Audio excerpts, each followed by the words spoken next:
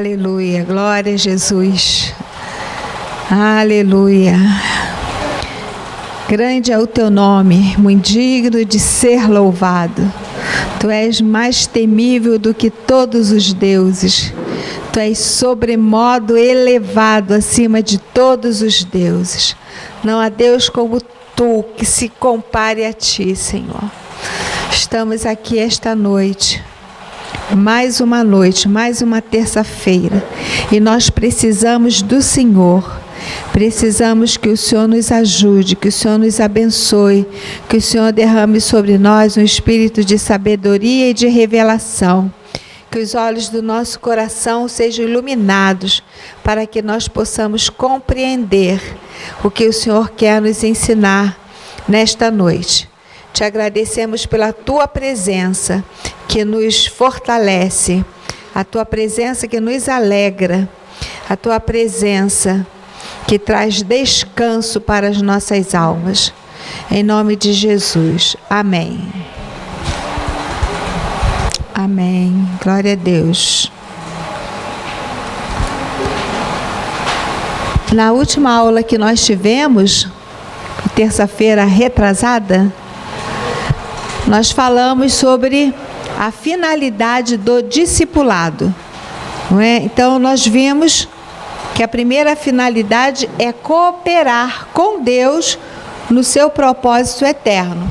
E o propósito eterno de Deus é de ter uma família eterna de muitos filhos semelhantes a Cristo, para a manifestação da sua glória. Não é? Então, o alvo supremo do discipulado é Cristo ser formado em nós. Não é que nós sejamos conforme a imagem do Filho de Deus, que é Jesus Cristo. Amém? Então, essa é a primeira finalidade. A segunda finalidade é fazer com que o cristão viva conforme o padrão de Deus em todas as áreas de sua vida. Não é? Então, na sua área familiar, profissional, estudantil, de saúde, de alimentação, de relacionamento, de lazer, nas finanças, não é? Então, em todas as áreas de nossa vida existe um padrão de Deus, não é? E o discipulado, uma das finalidades é fazer com que o cristão viva conforme o padrão de Deus em todas as áreas da sua vida. Terceira finalidade, levar o cristão à maturidade, não é? Até que todos cheguemos à unidade da fé, à perfeita varonilidade, em algumas versões fala maturidade, né? A estatura de Cristo, não é? Então, assim como na vida, nós chegamos nesse planeta como bebezinhos, a gente foi crescendo, se tornou adolescente, jovem, chega à idade adulta, assim também é na nossa caminhada com Cristo. Nós chegamos no reino de Deus como bebês espirituais, não é? Mas Deus quer que a gente vá crescendo, que a gente passe pela infância, pela adolescência, pela juventude e chegue à nossa vida de maturidade, a nossa idade adulta, não é? Então, nós não podemos nos conformar, não é? Nós temos que entender que Deus quer que nós amadureçamos, não é? Que a gente cresça em estatura espiritual. Então, o discipulado tem como ponto de partida a vida da pessoa, não é? Para fazer da pessoa uma pessoa liberta, uma pessoa curada, uma pessoa transformada, uma pessoa que vive as verdades bíblicas, que é praticante da palavra, que é cheia do Espírito Santo, né? Mas tudo isso que é edificado na vida da pessoa, né, deve fluir dela para atingir outras pessoas. Uma pessoa adulta influencia outros. Uma pessoa adulta, ela reproduz, não é? Então, o discipulado tem como objetivo final fazer daquela pessoa uma pessoa útil, produtiva, frutífera no reino de Deus. Amém? E que ela possa descobrir o propósito de Deus para a vida dela e que ela possa viver esse propósito, ela possa cumprir esse propósito. Amém?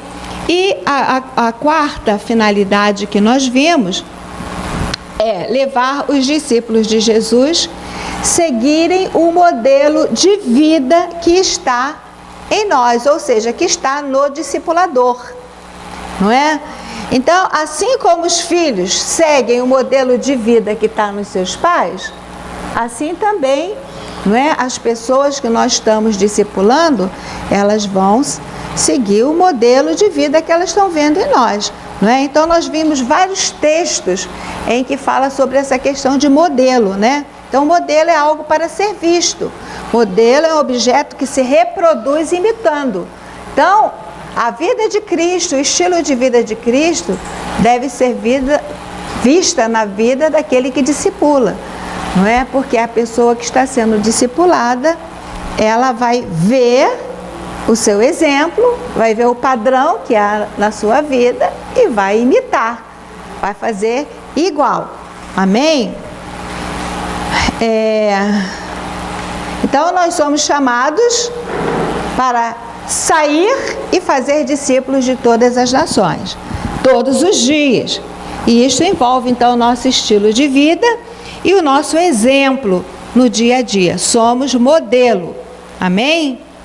Então, são essas 4 finalidades do discipulado que nós vimos na última aula. Então, nós vamos prosseguir falando sobre o discipulado e a autoridade espiritual. O discipulado e a autoridade espiritual. Nós não podemos falar de discipulado sem entrar no assunto que é autoridade espiritual. Pois, associado à pergunta, quem é o teu discipulador? Está a pergunta, quem é a autoridade espiritual sobre a sua vida? Tá? Então, associado à pergunta, quem é meu discipulador? Está associado à pergunta, quem é minha autoridade espiritual? Então, há uma relação entre discipulado e autoridade espiritual.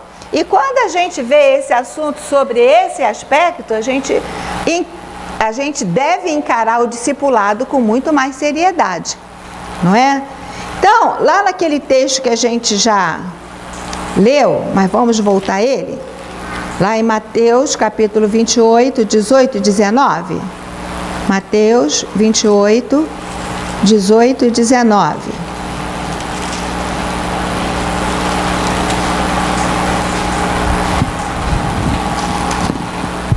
Jesus, aproximando-se, falou-lhes, dizendo: toda autoridade me foi dada no céu e na terra. Ide, portanto, fazei discípulos de todas as nações, batizando-os em nome do Pai, do Filho e do Espírito Santo.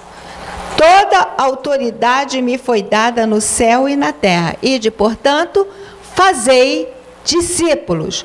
Toda autoridade me foi dada no céu e na terra. Disse Jesus: ide, portanto, fazei discípulo. Então, há uma relação entre autoridade e fazer discípulo. Amém? Então, ao dar a tarefa de fazer discípulos à sua igreja, Jesus investiu a igreja de uma autoridade delegada. A gente já falou sobre isso, não é?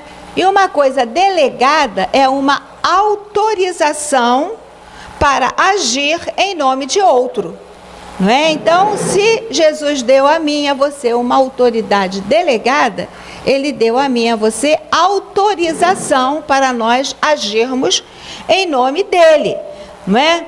Então, quando nós vamos fazer discípulos, nós vamos formar discípulos investidos da autoridade que Cristo nos delegou. Logo, aquele que discipula é uma autoridade espiritual delegada. Amém, gente? Então, aquele que discipula é uma autoridade espiritual delegada. Então, em Mateus, no capítulo 10, veja só o que está escrito lá. Mateus 10, 40. Aquele que discipula é uma autoridade delegada de Cristo. Mateus 10, 40. Vamos ler juntos? Quem vos recebe, a mim me recebe. E quem me recebe, recebe aquele que me enviou. Então, Jesus está falando, quem vos recebe, a mim me recebe. Então, a pessoa que recebe um discipulador sobre a sua vida, ela está recebendo a quem? Está recebendo a Jesus. E quem recusa um discipulador sobre a sua vida, ele está recusando a quem? A Jesus. Amém? Então, quem recebe um discipulador sobre a sua vida está recebendo a Jesus. Quem rejeita, acha que não precisa, está rejeitando a Jesus. Amém, gente? Vamos abrir agora nossas Bíblias em 1 Coríntios 12. 1 Coríntios 12.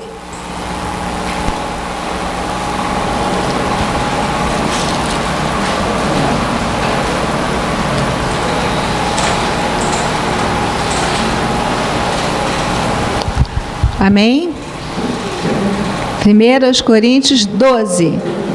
Vamos ler versículo 12, depois vamos passar para o 18 e 27. 1 Coríntios 12, 12. Porque assim como o corpo é um e tem muitos membros, e todos os membros, sendo muitos, constituem um só corpo, assim também com respeito a Cristo. Então, na parte inicial do versículo, está falando sobre que corpo? Está fazendo uma comparação.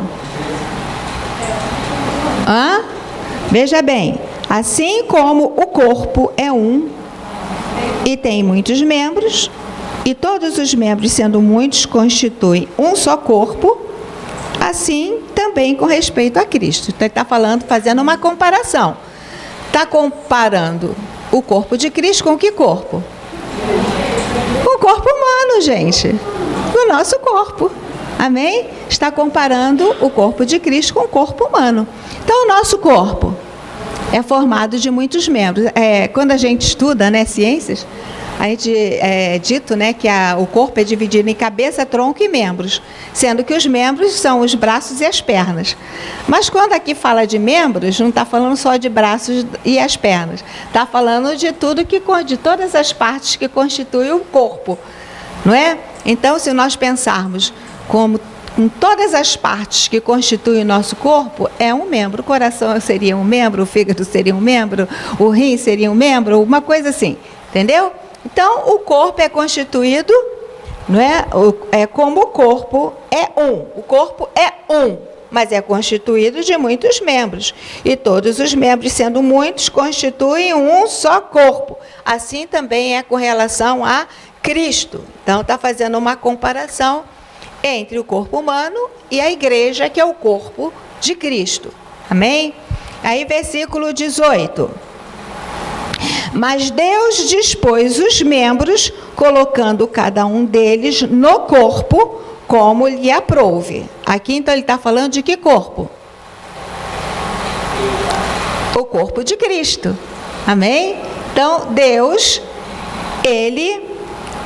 versículo 18. Deus dispôs os membros, colocando cada um deles no corpo, como lhe aprouve. Então, está falando do corpo de Cristo, que assim como o corpo humano tem muitos membros, o corpo de Cristo tem muitos membros, não é? E assim como no corpo humano, Deus dispôs cada parte do corpo no seu lugar, exercendo a sua função, assim também no corpo de Cristo, Deus dispôs cada membro como Ele quis, como lhe aprouve.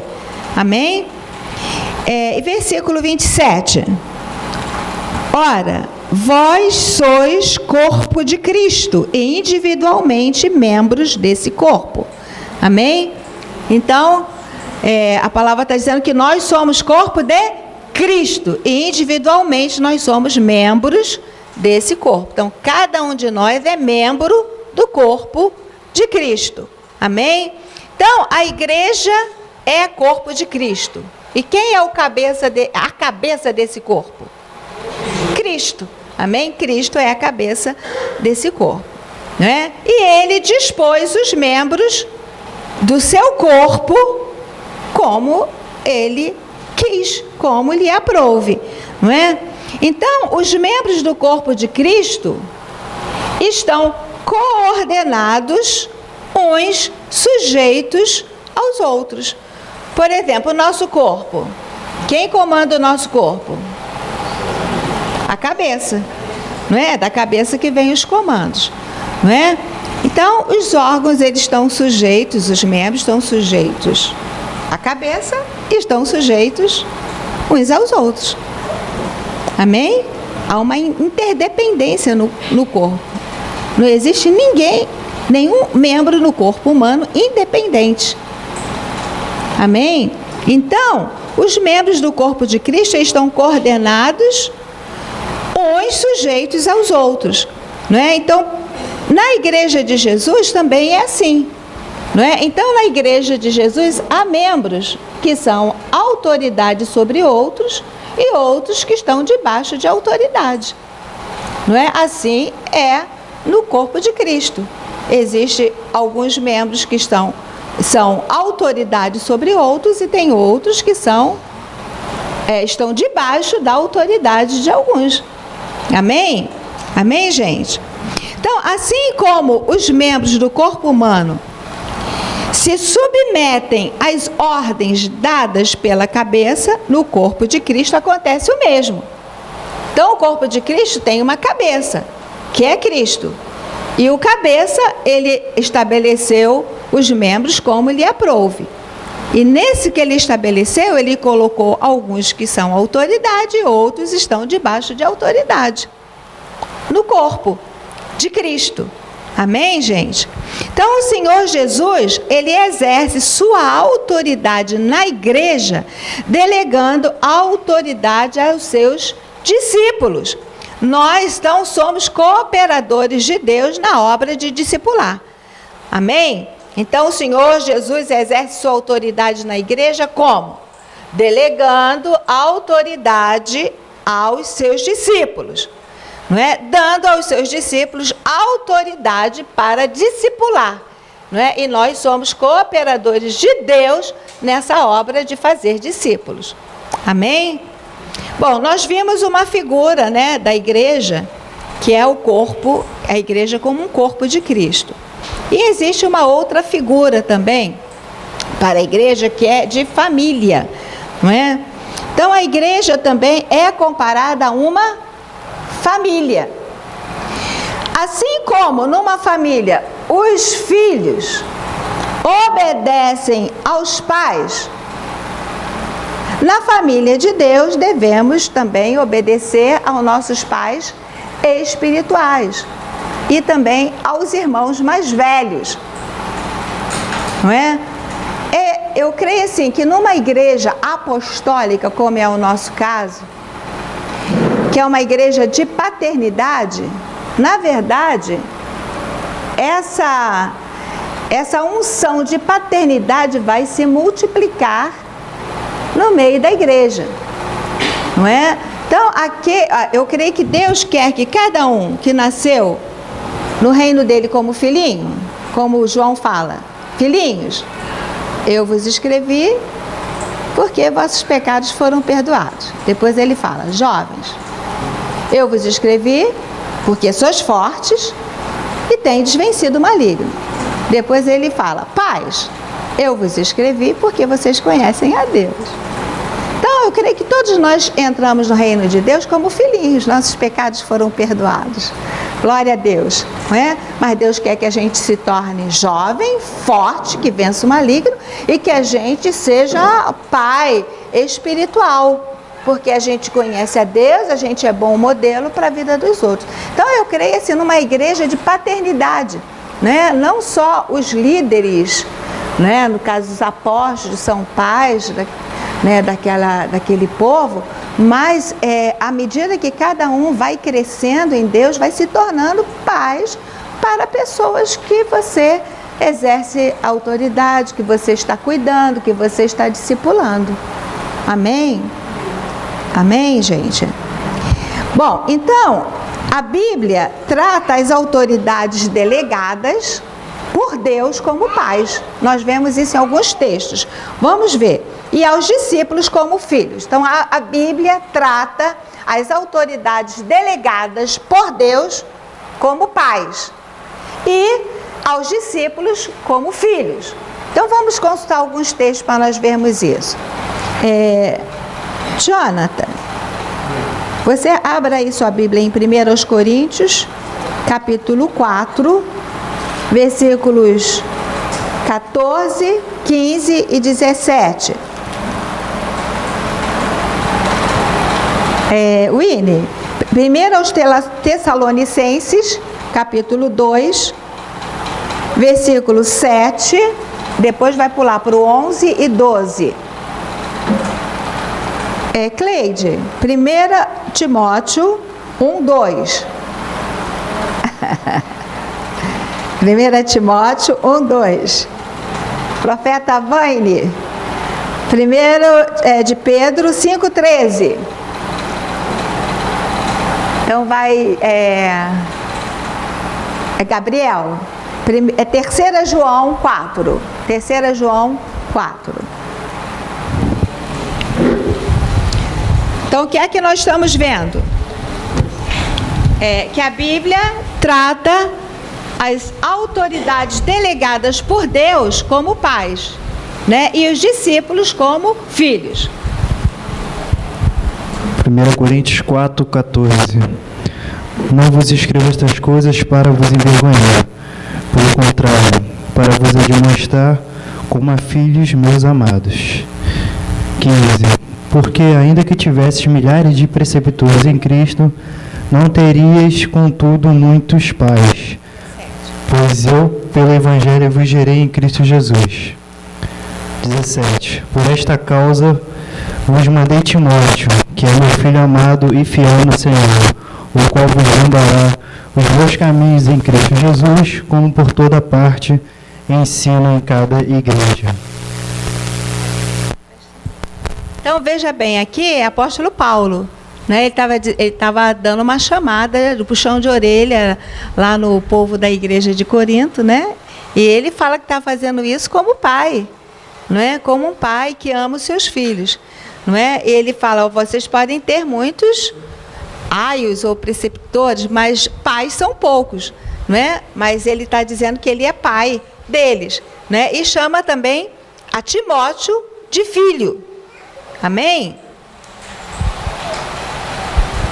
Agora é 1 aos Tessalonicenses 2, 7, 11 e 12.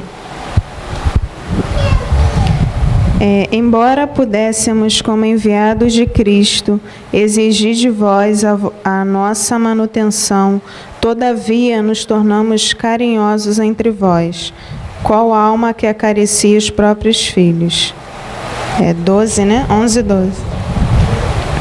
E sabeis ainda de que maneira, como o Pai a seus filhos, a cada um de vós, exortamos, consolamos e admoestamos, para viverdes por modo digno de Deus, que vos chama para o seu reino e glória. Então aqui novamente ele fala, né, que como o Pai, ele exortou, ele advertiu, ele consolou, não é, a igreja lá dos Tessalonicenses. 1 Timóteo 1, 2. Escrevo a você, Timóteo, meu verdadeiro filho na fé, que a graça, a misericórdia e a paz de Deus, o Pai, e de Cristo Jesus, o nosso Senhor, estejam com você. Então, como é que Paulo chama Timóteo? Verdadeiro filho na fé. 5:13. 1 Pedro 5,13. A vossa coeleita em Babilônia vos saúda, como também meu filho Marcos. Então, como é que ele chama Pedro, né? Aí, no caso, já é o apóstolo Pedro. Como é que ele chama Marcos? De filho. Gabriel. 3 João 1,4. Não tenho maior gozo do que este, o de ouvir que os meus filhos andam na verdade. Aqui já é o apóstolo João, né? Ele está dizendo que ele não tem maior prazer, que o maior prazer dele, a maior alegria dele é saber que os filhos dele, os filhos espirituais, andam na verdade. Amém? Então, o que nós estamos mostrando é que a Bíblia trata as autoridades espirituais delegadas por Deus como pais espirituais, não é? E trata também aos discípulos como filhos. Amém? E quando a gente lê a primeira epístola de João, também a gente vê as várias vezes que João fala para as pessoas, filhinhos, meus filhinhos, né? Muitas vezes na primeira epístola de João, ele trata os discípulos como filhinhos. Então, a gente sabe, né, que existem aqueles que falam, só Jesus é minha autoridade. A gente sabe que existem esses que falam, e talvez você já tenha ouvido falar isso, não é? Só Jesus, e às vezes até você mesmo já falou isso, não é? Não sei. Mas só Jesus é minha autoridade, excluindo, não é, os irmãos, os pais espirituais, de serem autoridade sobre eles. Mas qual é o resultado na vida da pessoa que fala isso, ou que pensa isso, não é? Então, o resultado desta conduta é uma pessoa que não cresce espiritualmente, não é? Não cresce espiritualmente, vive uma vida independente e egoísta, ou seja, vive uma vida cristã à sua moda, e não de acordo com o modelo estabelecido por Cristo que ele deu à sua igreja, não é? Então, quando a gente pensa nisso, imagine uma criança que não se submete à autoridade de seus pais e aos cuidados dos seus pais, não é? Então, é um maior desastre. É uma criança desestruturada, não é? Uma criança que pensa que pode o que ela quiser, não tem limite, não tem controle, não é? Então, é um negócio sério quando a gente pensa numa criança que não submete à autoridade dos pais e não recebe o cuidado dos pais. Vejamos também alguns exemplos de autoridade dada aos irmãos em Cristo. Na verdade, os pais também são irmãos, não é? Porque todos são filhos de Deus, não é? Em Cristo Jesus, e somos irmãos uns dos outros, não é? Então, vamos ver alguns textos, alguns exemplos de autoridade dada aos irmãos para discipular, irmãos e irmãs. Vamos começar aqui com Jorge. Jorge, abra aí em 1 Coríntios 16 e vamos ler 15 e 16. Neila, Gálatas 6:6. Diná, 2 Timóteo 2, 1 e 2. E Lindaura, Tito 2, 3 e 4.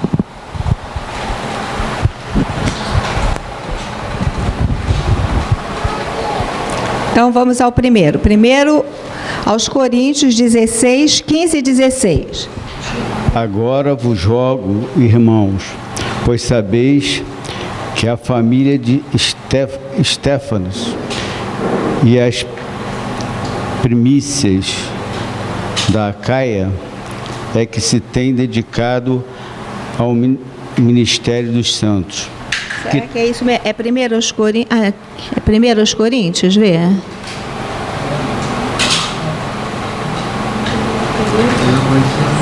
Primeiros Coríntios 15. Não, 1 Coríntios 16,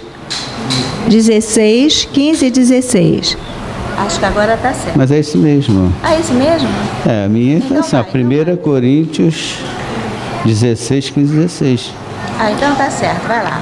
Que também vos sujeiteis aos tais, e todo aquele que auxilia na obra e trabalha. Tá certo. Então, o versículo 16 fala: e que também vos sujeitei aos tais, ou seja, aos que foram mencionados no versículo anterior, né? e também que vos sujeiteis aos tais e a todo aquele que auxilia na obra e trabalha. Amém? Então está falando para se sujeitar aos irmãos. Gálatas 6:6. E o que é instruído na palavra, reparta de todos os seus bens com aquele que o instrui. Então aqui está falando, né, eu sou instruído na palavra, ou seja, é o discípulo, é instruído pelo discipulador. Então aquele que é discipulado deve fazer ao discipulador participante de todas as coisas boas que estão acontecendo na vida dele, que Deus está fazendo na vida dele. É 2 Timóteo 1 e 2. Paulo, é isso mesmo, né? Paulo, apóstolo de Cristo Jesus, pela vontade de Deus, de conformidade com a promessa da vida que está em Cristo Jesus. Ao amado filho Timóteo, graça, misericórdia e paz da parte de Deus Pai e de Cristo Jesus nosso Senhor. Então aqui novamente mostrando Timóteo sujeito à autoridade de Paulo. Agora é Tito 2, 3 e 4. Quanto às mulheres idosas, semelhantemente que sejam sérias em seus proceder, não caluniadoras, não escravizadas a muito vinho, sejam mestras do bem, a fim de instruírem os jovens recém-casados e amarem ao marido e os seus filhos. Amém. Então aqui está falando sobre mulheres idosas que devem ensinar as mulheres mais jovens a serem boas donas de casa, amarem seus maridos, né, e seus filhos. Amém? Então aqui novamente a gente vê, né, a palavra dando alguns exemplos de autoridade que é dada aos irmãos para um cuidar do outro, um ajudar o outro. Amém? Vamos agora para Hebreus capítulo 5. Hebreus capítulo 5, versículos 12 a 14.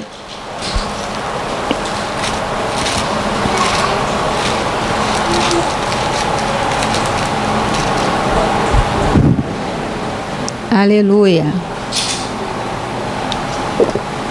Hebreus 5, versículos 12 a 14. Pois com efeito, quando devíeis ser mestres, atendendo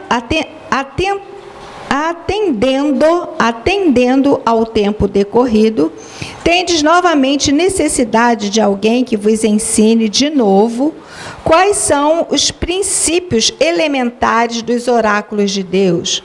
Assim, vos tornastes como necessitados de leite e não de alimento sólido.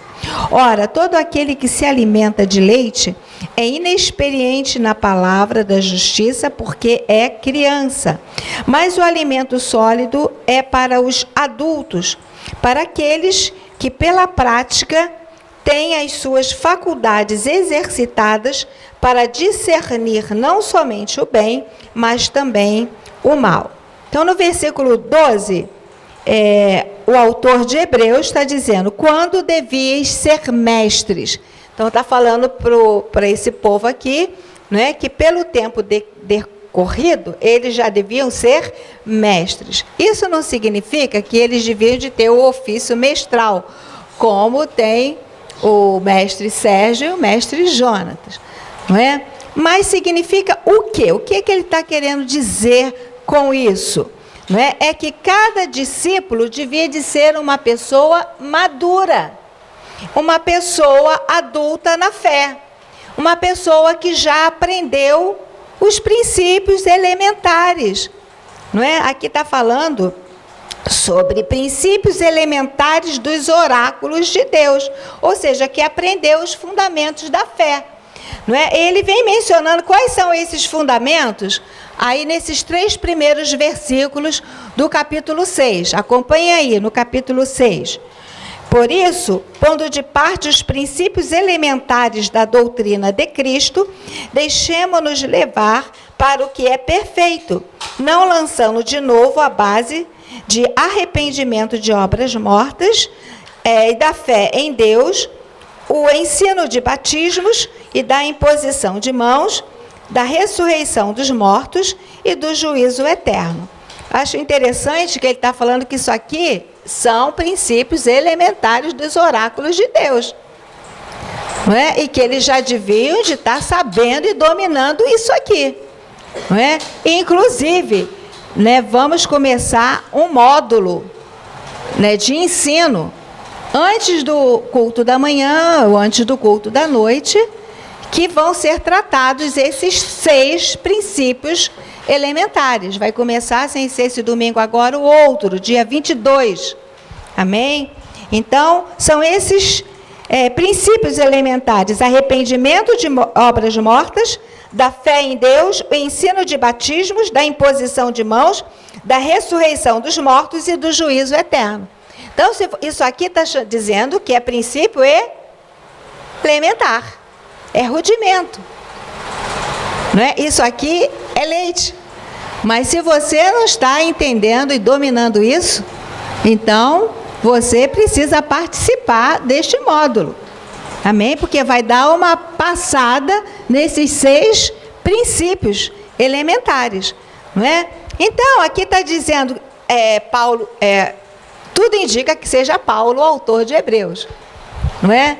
Então, ele está dizendo que, tendo em vista o tempo decorrido, eles já deviam de ser pessoas adultas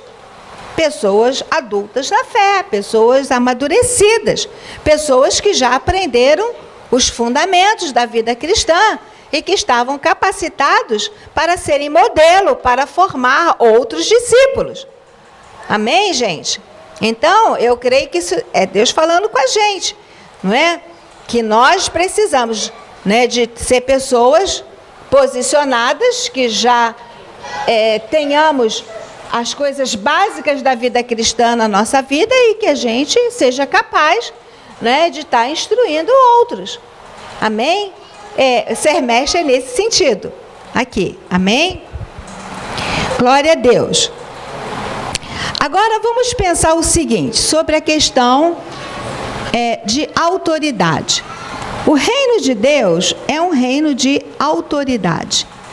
O princípio de autoridade é um princípio que faz parte da natureza de Deus e do reino de Deus, não é? Então, não estar debaixo de autoridade espiritual é viver no princípio de Satanás, não é? Porque nós sabemos que Satanás, ele foi Lúcifer, um querubim, não é? Que se levantou contra a autoridade de Deus, quis ser semelhante ao Altíssimo, não é? Pelo seu orgulho, pela sua prepotência, não é? Então, ele foi expulso do céu e ainda conseguiu influenciar uma terça parte dos anjos, não é?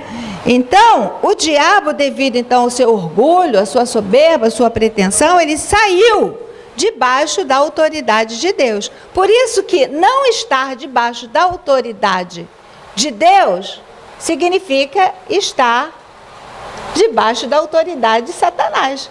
Não é? É um princípio, é viver no princípio de Satanás. Quando chegou o homem aqui na terra, né? Também ele desobedeceu a Deus, não é? Querendo se igualar a Deus no conhecimento, não é? Querendo conhecer o que Deus conhecia, também saiu debaixo da autoridade de Deus. Não é? Então, o homem também caiu no princípio de Satanás, que é o princípio da rebeldia, de não querer estar debaixo da autoridade. Não é? Então, o homem, ele caiu no princípio do diabo, por quê? Porque ele quis viver sem submissão à autoridade de Deus. E quando uma pessoa não vive debaixo da submissão de Deus, ele está nas mãos do diabo. Então, sem submissão à autoridade de Deus, aquela pessoa está na mão de quem? Do diabo, não é? Então, vivendo em submissão à autoridade de Deus, nós estamos, então, nas mãos de Deus e estamos livres das garras do diabo. Então, isso quer dizer que estar sob a autoridade é uma proteção sobre a nossa vida. Amém?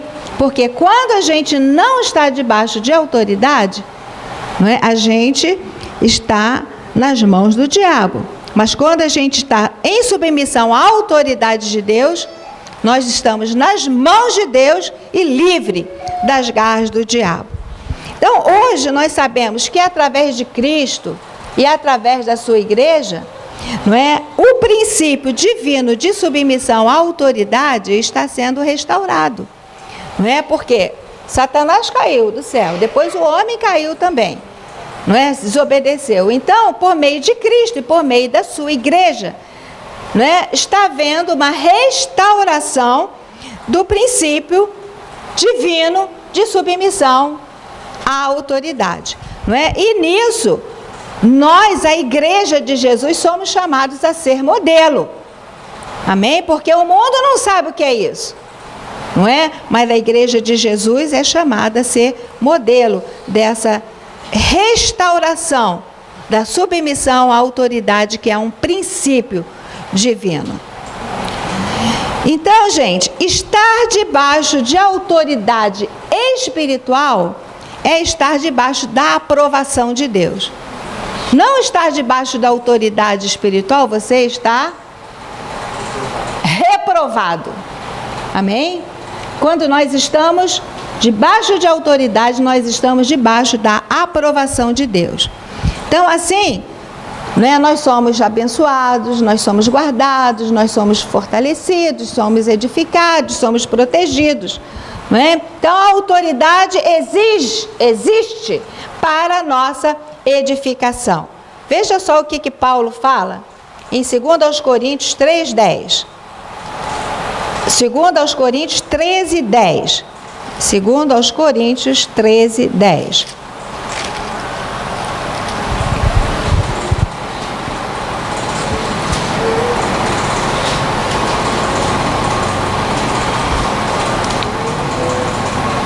Portanto, escreva estas coisas, estando ausente.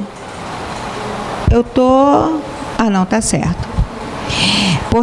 Portanto, escreva estas coisas, estando ausente, para que, estando presente, não venha a usar de rigor, segundo a autoridade que o Senhor me conferiu, para edificação e não para a destruição. Não é? Então, Paulo está dizendo que a autoridade que Deus conferiu a ele é para edificação. Amém? Então, agora a gente sabe que o diabo, ele procura sempre instigar a rebelião. Não é? Então, por trás de toda a rebelião está o quê? O diabo instigando, não é? Então, assim como ele fez lá no Jardim do Éden com Adão e Eva. Não é? Então, portanto, nós devemos... vamos consultar 2 textos que dizem como é que nós devemos nos proteger contra a rebelião. Não é? Então, vamos lá para a 1 de Pedro 5:5-8. Eu achei assim interessante porque eu já tinha lido esses textos aqui diversas vezes, mas foi estudando esse assunto que eu vi a relação que existe com relação a essa questão de autoridade, não é? Então, o diabo sempre vai querer instigar a rebelião, assim como ele fez com Adão e Eva, não é? Mas é necessário, não é, que nós nos protejamos, que a gente se proteja fazendo algumas coisas, não é? Então, veja só, 1 de Pedro 5, de 5-8. Rogo-vos igualmente aos jovens, sede submissos aos que são mais velhos. Outrocino o trato de uns com os outros, cingi-vos todos de humildade, porque Deus resiste aos soberbos, contudo aos humildes concede a sua graça. Humilhai-vos, portanto, sob a poderosa mão de Deus, para que Ele, no tempo oportuno, vos exalte, lançando sobre Ele toda a vossa ansiedade, porque Ele tem cuidado de vós. Sede sóbrios e vigilantes. O diabo, vosso adversário, anda em derredor, como leão que ruge, procurando alguém para devorar. Resisti-lhe firmes na fé. Então, uma coisa que aqui a palavra fala para nós sermos, em relação a essa artimanha do diabo para nos instigar à rebelião, é nós sermos sóbrios e vigilantes. Sermos sóbrios e vigilantes. Não é? E uma coisa que nos ajuda a sermos sóbrios e vigilantes é estarmos debaixo de autoridade.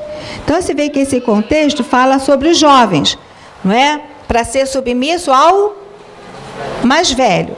Depois fala sobre a soberba, que Deus resiste aos soberbos, mas dá a sua graça aos humildes. Então, por trás de toda rebelião existe o quê? Soberba, não é? Pessoa que não quer se submeter à autoridade, não é? E aqui está falando para nós nos humilharmos sob a poderosa mão de Deus. E quem vai nos exaltar em tempo oportuno é o próprio Deus. Não é? E aí no versículo 8 fala, sede sóbrios e vigilantes.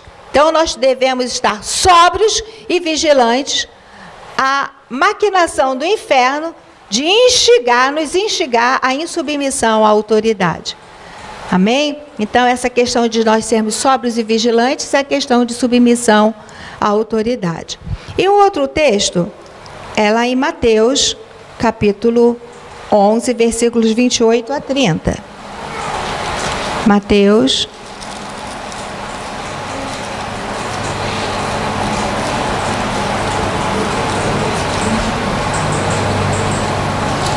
Mateus 11, 28 a 30.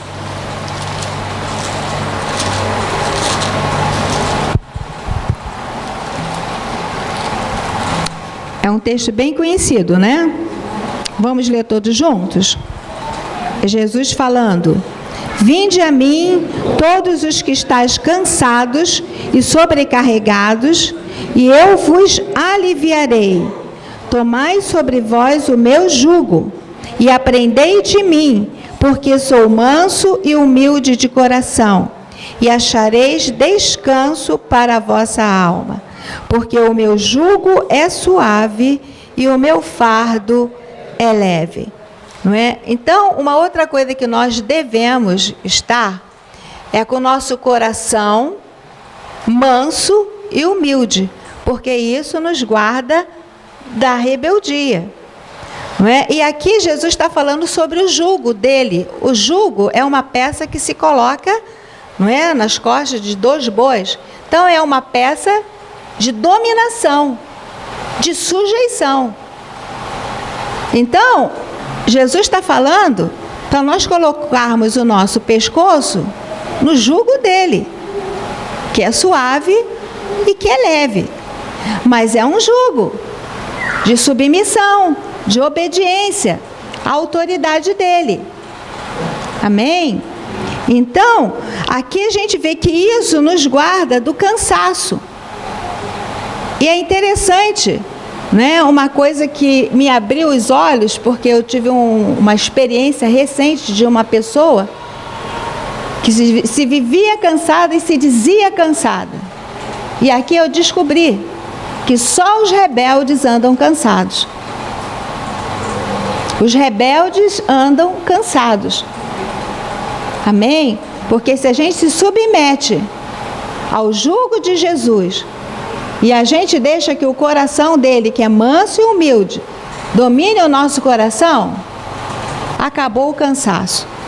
Porque a gente pode descansar e que ele está cuidando das coisas.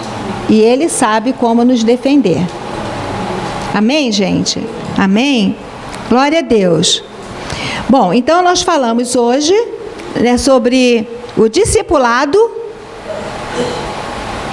e a autoridade espiritual. Amém? A relação que existe entre discipulado e autoridade espiritual. Um discipulador é uma autoridade espiritual. Amém? Amém? Bom, eu deixei um trabalho para ser entregue hoje. É para hoje. É para hoje. É para hoje. Né? Eu queria saber se alguém fez o trabalho. Hã? Vem, Cristina. Glória a Deus.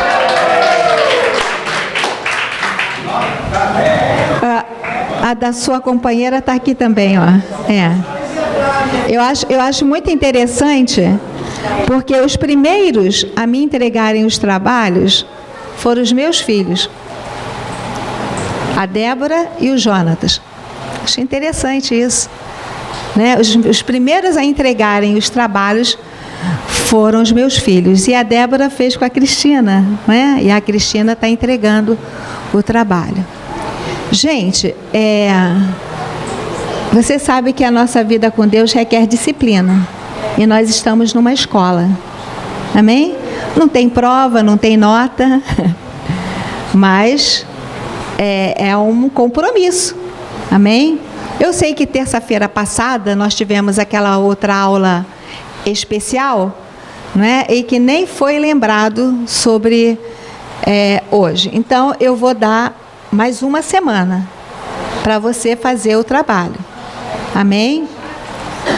Então, vou recordar qual é o trabalho, né?